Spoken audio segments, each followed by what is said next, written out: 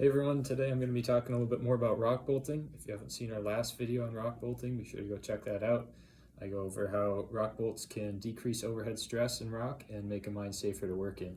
If you don't remember me from last time, my name is Soren. I'm a third-year mining engineering student here at Michigan Tech, and today we are underground at Adventure Mine for our drilling and blasting engineering class to learn how to drill holes, run a jackleg, install bolts, and load explosives.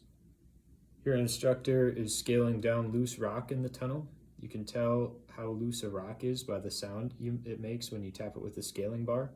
Normal rock will have a sharp ping, but if it's loose, it makes a hollow clunking noise. Pretty solid there.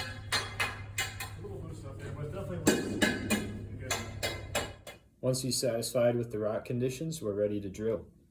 We need a 5-foot hole for the bolt, but because the back is so low in this section of the mine, we can't start drilling with a 5-foot steel. Instead, we're going to need to start with a shorter steel and switch to a longer one once the hole is deep enough. Once the hole is drilled, we use a special bolt driver to install the bolt. The bolt diameter is just slightly larger than the hole, so as it's driven in, friction fits into the rock and sticks it in place.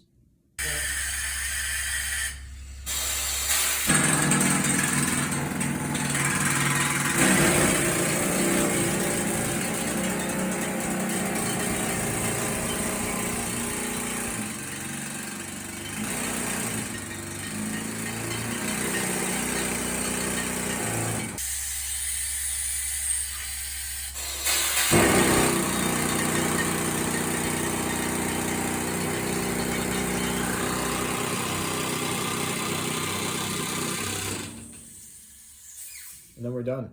Now this section of the back is structurally sound and we can move on to bolting the next section. Thanks for watching everybody. Remember to check out our last video on rock bolting to see how rock bolts can decrease stress concentrations in the back and make a mine safer to work in. See you next time.